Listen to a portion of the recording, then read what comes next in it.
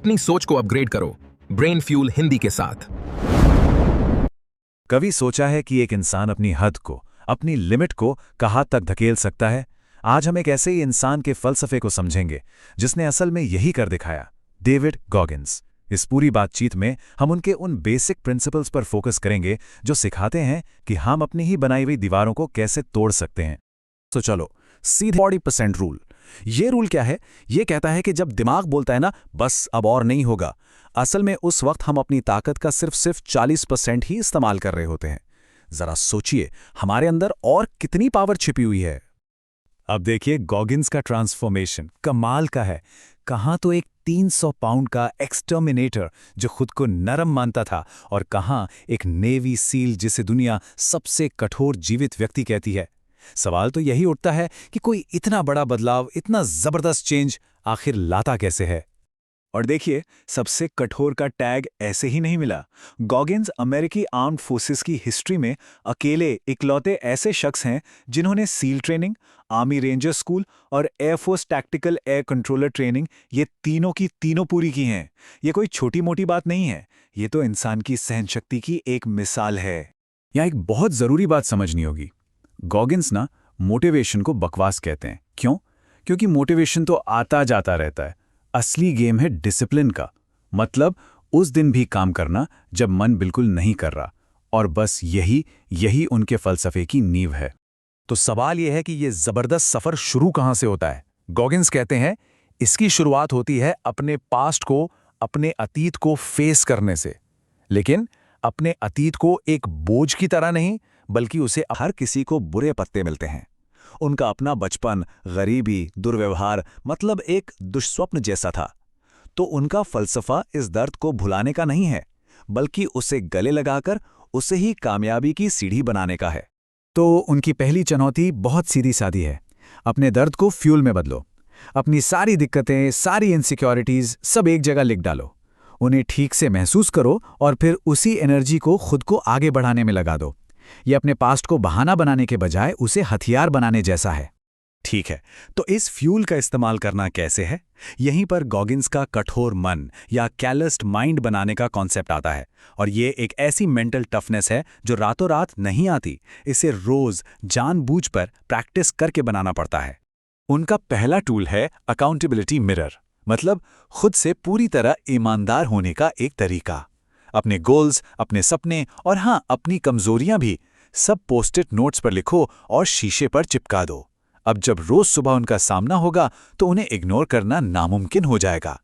ये रोज की अकाउंटेबिलिटी का एक पावरफुल डोज है। अगला कदम, डिस्कम्फर्ट को गले लगाओ। हर दिन जानबूझकर कोई ऐसा काम करो जो मुश्किल लगता है, जो करना पसंद नहीं है। चाहे वो सुबह जल्दी उठकर दौड़ना हो या बस अपना बिस्तर ठीक करना। ये जो छोटी छोटी जीतें होती है ना, यही हमारे दिमाग को मजबूत बनाती हैं, बड़ी चुनौतियों के लिए तैयार करती हैं। और यहीं पर वो 40% वाला रूल फिर से काम आता है। ये एक मेंटल ट्रिगर की तरह है। जब भी मन कहे बस हो गया, तो खुद को याद दिलाना है कि अभी भी 60% ताकत बाकी है। ये इस यकीन को पक्का करता है कि हमारी असली सीमाएं शरीर की नहीं, बल्कि दिमाग की बनाई हुई हैं। तो इसे असलियत में कैसे करें?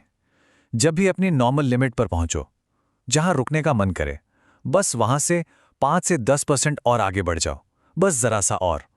ये जो छोटा सा एक्स्ट्रा एफर्ट है ना, यही धीरे धीरे सहन शक्ति की दीवारों को तोड़ता है और 40% रूल को सच बना देता है। लेकिन उन लम्हों का क्या जब डाउट और दर्द हावी होने लगे, जब लगे कि अब हिम्मत टूट रही है? ऐसे ही वक्त के लिए गॉगिन्स के पास एक और बहुत पावरफुल मेंटल टूल है, जिसे वो कहते हैं द कुकी जार। ये मेथड सुनने में बहुत सिंपल है, पर है बहुत असरदार। अपनी जिंदगी की सारी पिछली जीतों को याद करो और लिख डालो, चाहे वो कितनी भी छोटी क्यों ना हो। यही है आपकी कुकीज। अब जब भी किसी मुश्किल में फंसो, जब भी स्ट्रगल कर रहे हो, तो इस मेंटल जार में हाथ डालो और एक कुकी निकालो। ये याद दिलाएगी कि पहले भी मुश्किलों को हराया है और इस बार भी हरा सकते हो। ये अपनी ही ताकत के पक्के सबूतों को फिर से याद करने जैसा है। ये सेल्फ डाउट से लड़ने का सबसे जबरदस्त तरीका है। ये याद दिलाता है कि हम असल में कौन हैं, सिर्फ सोचने में नहीं, बल्कि उन कामों के आधार पर जो हम पहले कर चुके हैं। अच्छा, टॉप पर पहुंचना एक बात है, लेकिन वहां टिके रहना वो तो बिल्कुल ही अलग खेल है। गॉगिन्स के फलसफे का आखिरी हिस्सा इसी के बारे में है कि जो पहले से ही बेस्ट हैं उनके बीच भी बेस्ट कैसे बने रहें और कभी भी सैटिस्फाइड होकर बैठ ना जाए।